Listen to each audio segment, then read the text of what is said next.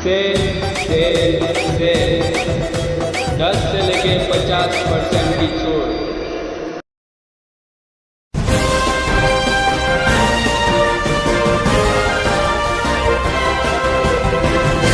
मानव समाचार, मानवता के हक में। कल रात 9 बजे स्कस लाइब्रेरी में डॉक्टर आसिफ फैजी साहब की 5 किताबों का इजरा शहर की अलग अलग मौजूद शख्सियात के हाथों अंजाम पजीर हुआ। डॉक्टर सईद अहमद फरानी की सदारत में बड़ी पुरवकार और मेयारी इजराई तकरीब मुनक़िद की गई। इस मौके पर शहर की चुनिंदा शख्सियात ने इजहार ख्याल किया। डॉक्टर सईद फरानी की पुरमग़ज़ और दिलचस्प खुतबा सदारत से महफिल ज़ाफ़रान ज़ार हो गई। निज़ामत के फ़राइज़ कोना मश्क शायर और अफसाना निगार ताहिर अंजुम सिद्दीकी और रिजवान रब्बानी ने अंजाम दी। इस मौके पर कई लोगों का इस्तकबाल भी किया गया। बाद तकरीब के लोगों ने भी डॉक्टर आसिफ फैजी को हदिया खुलूस पेश किया।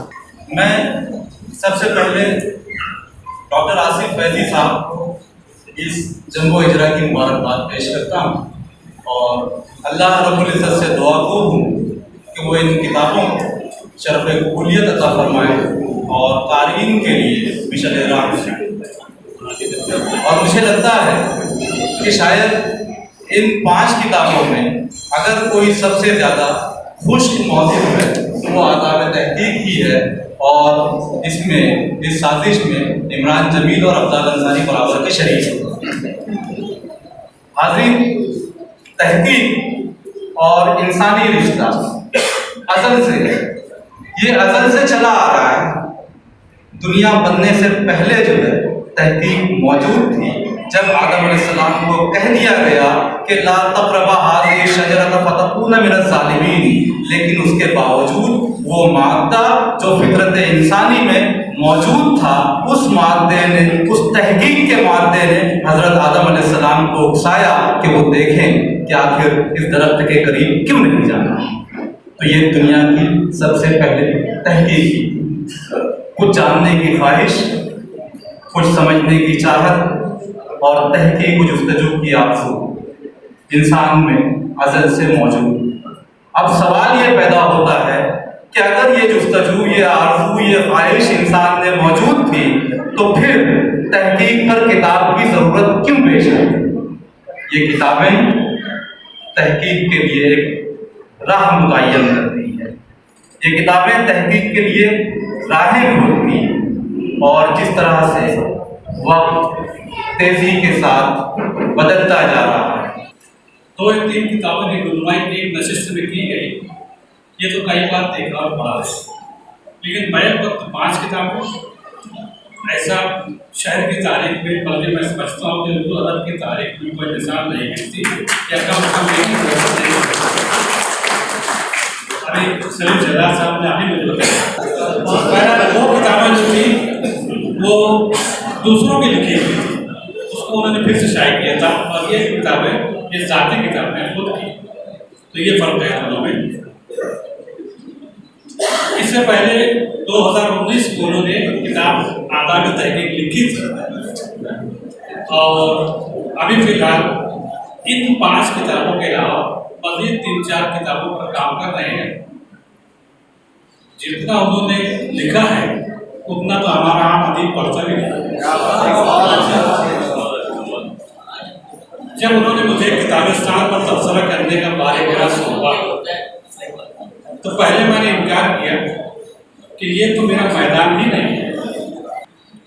किताब को सरसरी अंदाज से देखने पर ही अंदाजा हो जाता है कि मालिगांव की शेरी और अपनी तारीख पर रिसर्च करने वालों के लिए ये न्यामत से कम नहीं है। हर जिंदा ज़बान की तरह उर्दू में भी कलम सफ़र की बेशुमार असनाफ हैं। नज़रिया, मंजूमात या मज़ामीन लिखने वाले तो हज़ारों मिल जाएंगे, लेकिन इशारिया जैसे खुश्क तरीन मौजू पर कलम उठाने वाले उर्दू की पूरी आदमी तारीख में। डॉक्टर आसिफ फैजी साहब के ताल्लुक से बोलना तो मैं बहुत कुछ चाहता हूँ। हम जब कभी किसी भी शख्स से मुतारिफ होते हैं तो जाहिर सी बात है कि उसका जो डिस्प्ले होता है, उसके अंदर की जो खुसूसियात होती है, जिसको हम लोग एक नज़र में जांचते हैं या अरसे से साथ में रहने के बाद जो उसके ख्वास सामने आते हैं, उसी की वजह से हम लोग मुतासिर होते हैं। एक तो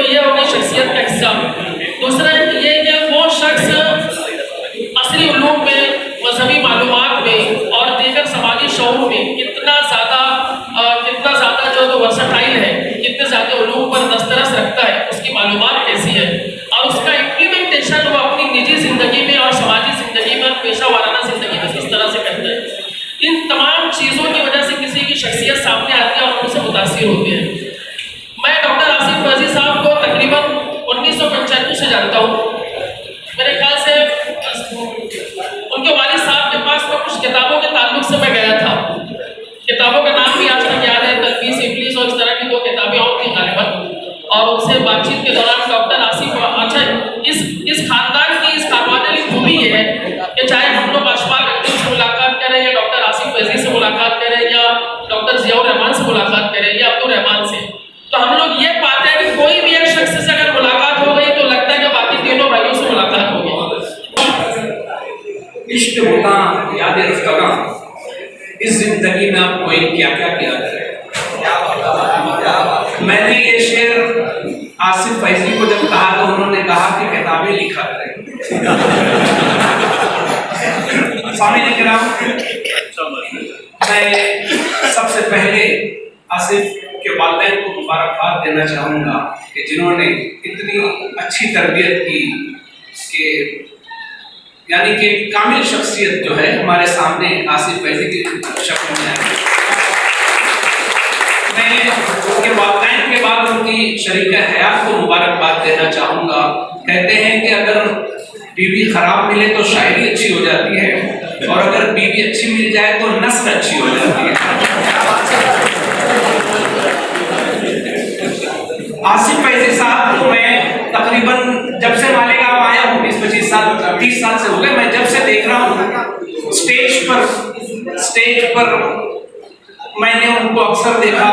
जब से आया हूँ, जब से देख रहा हूँ, एक टोपी सर पर, मुझे तो कभी कभी लगता है कि वही वाली टोपी अभी तक भी पहने हुए हैं जो 25 साल पहले पहने थे। मैंने उनको गजल गाते देखा, हारमोनियम बजाते देखा, हमेशा टोपी सर पर देखी है मैंने, या किताब लिखते हुए देखा। मैंने सोचा ये बिना टोपी के भी कभी नजर आते हैं कि नहीं, तो मेरे एक दोस्त ने अजराए मजाक कहा कि शायद नमाज पढ़ते वक्त उतार लेते होंगे।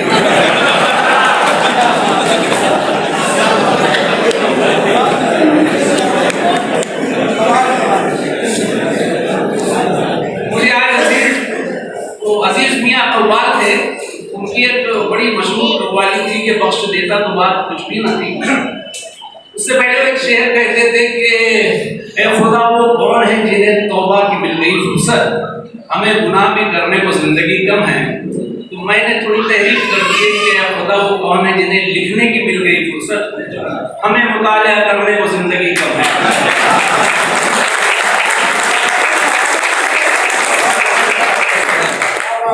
तो खुदा, मैं आसिफ फैजी को सिर्फ और सिर्फ एक गायक की हैसियत से और एक साजिंदे की हैसियत से जानता था। ये रुख मेरे पास पहली मरतबा आया। पिछले 15 रोज पहले मेरे मकान पर आए और कहने लगे कि डॉक्टर साहब मैंने किताब लिखी और आपको सदारत करनी है। और धीरे से एक प्लास्टिक की थैली में सब बंच था, उसमें से एक किताब निकाल कर मुझे, पहले मैं समझा शायद वो शादी का रुका उका लाए होंगे, क्योंकि माशाअल्लाह यानी सूरज शक्ल ऐसी अल्लाह ने दी है कि कभी भी शादी का रुका ला सकते हैं। लेकिन उन्होंने जो है एक किताब मेरे हाथ में दे दी। मैं किताब की उनके सामने बैठे बैठे बरदर्दानी करने लगा। यकीन जानिए इतने सारे एहसासात और जज्बात बैक वक्त मेरे अंदर जो है, मेरे जहन और दिलो दिमाग के अंदर यानी कि रवा हो गए। यानी कि हैरत, हसरत, रश्क, खुशी, इस्तेजाब और न जाने क्या के इमरान जमीन साहब होते तो सुबह बोल सकते थे, क्योंकि वो जब किसी के औसाफ बयान करते हैं तो मौसूफ को भी मालूम नहीं रहता है वो औसाफ।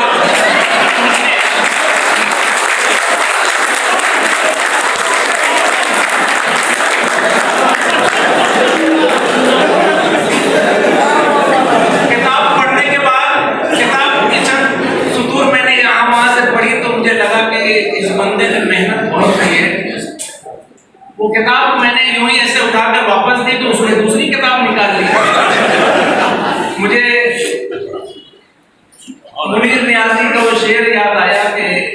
एक और दरिया का सामना था मुनीर मुझको, एक और दरिया का सामना था मुनीर मुझको, मैं एक दरिया के पार उतरा तो मैंने देखा, तो यके बाद दीगरे वो 5 किताबें निकालते चले गए। और मैं उसके बाद मेरी कैफियत ऐसी हो गई थी कि मेरे मुंह से आवाज नहीं निकल रही थी, क्योंकि मैं सोच रहा था यार हम लोग जो है जिंदगी में थोड़ा सा चंद किताबें पढ़कर डॉक्टर बन गए तो अपने आप को कुछ तीसमार समझने लगे हैं। ये मुनकसिर मिजाज, आप देखिए उसकी सूरत देखिए तो इतना भोला दिखता है, कोई बोलेगा ये इतना खतरनाक आदमी है। अभी मुझे कुछ चीजें पता चली कि अरे वो कराटे भी करते हैं। यानी कि आप यकीन जानिए कि सिर्फ वो अगर गाते गजल को होते और साजिंदे होते तो वहां तक तो मैं बर्दाश्त कर लेता, लेकिन उसके बाद में इतने सारे वो यानी कि बहुत अच्छे खत्तात भी हैं, आर्टिस्ट भी हैं, मुसन्निफ भी हैं, और न जाने क्या क्या है।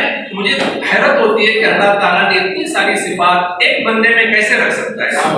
तो मुझे लगा कि यकीनन ये बुजुर्गों की दुआओं का समरा है, वरना खाली पूरी मेहनत के बलबूते पर आपकी इतनी चीजें नहीं हासिल कर सकते।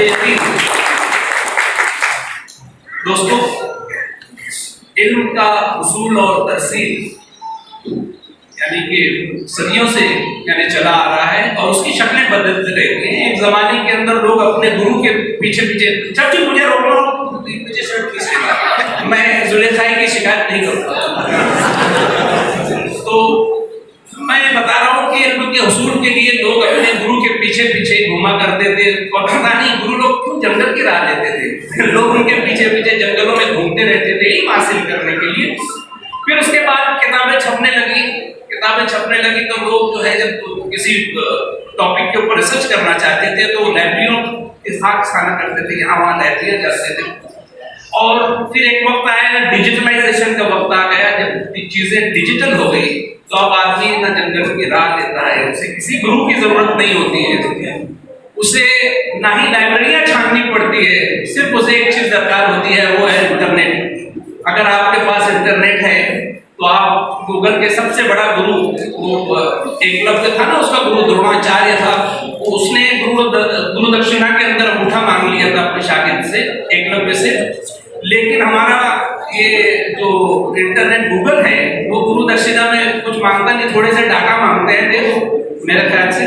तो आज जो है इन्होंने जो मेहनत की है उसके अंदर टेक्नोलॉजी का बहुत बड़ा हाथ है, चीजों को आसान कर दिया है। और इन्होंने यानी तहकीक जो है कंप्यूटर की वजह से, इंटरनेट की वजह से बहुत आसान हो गई है। अब इन्होंने उसे मजीद आसान कर दिया है। इन्होंने जो किताब लिखी है, तहकीक के ऊपर जो किताब लिखी है, उन्होंने तहकीक को डाइजेस्टेड फूड को मजीद डाइजेस्टेड फूड कर दिया है उन्होंने। यानी कि पहले से पिसा हुआ था, अब हजमशुदा खाना उन्होंने तमाम को दे दिया। लेकिन मैं एक बात कहना चाहूँगा कि ये जितनी आसानी से इल्म हासिल हो जाता है, जैसे गूगल के जरिए, उतनी आसानी से चला भी जाता है। जब आदमी इल्म के लिए मुशक्कत करता था, मेहनत करता था, तो वो इल्म जो है पायदार होता था। लेकिन आज का इल्म जितनी आसानी से आता है, आप किसी मुश्किल लफ्ज का मायने देखो, इंटरनेट से फौरन मिल जाता है, लेकिन थोड़े दिन के बाद फिर से दोबारा देखना पड़ता है, गायब हो जाता है। तो मैं समझता हूँ कि गूगल और इंटरनेट का इस्तेमाल जो है बहुत सिलेक्टिव होना चाहिए। इससे हम आदमी की क्रिएटिविटी कम हो रही है, मेरे नजदीक आदमी का ओरिजिनलिटी और क्रिएटिविटी कम हो रही है। तो मैं चाहता हूँ कि हमारे जो ज़हीन सामीन कराम हैं, मैं चाहता हूँ कि इंटरनेट का इस्तेमाल बहुत सिलेक्टिव होना चाहिए। मैं आसिफ फैजी साहब को अपनी तरफ से, तमाम शहरियान की तरफ से बहुत बहुत मुबारकबाद देता हूँ। और मुझे ये कहते हुए मेरी ज़बान लड़खड़ा रही है कि अल्लाह करे जोर कलम और ज़्यादा। मैंने दुआ के 5 किताबें लिखी हैं, अगर मैं ये कहूँ कि अल्लाह करे जोर कलम न जाने क्या करेंगे। मैं तमाम इजरा कमेटी का मशहूर हूँ कि उन्होंने इतने बड़े बड़े कदावर शख्सियात सलीम शहजाद, अशफाक अजीम साहब की मौजूदगी में मुझे सदारत दी। मैंने वो मुझसे पूछ भी रहे थे कि तुम्हें कैसे सदर बना लिया सलीम शहजाद साहब। तो मैंने कहा कि आप भाई को चाहते थे कि कोई मेरा हमउम्र सदारत करे, इसलिए मुझे दोस्त किया।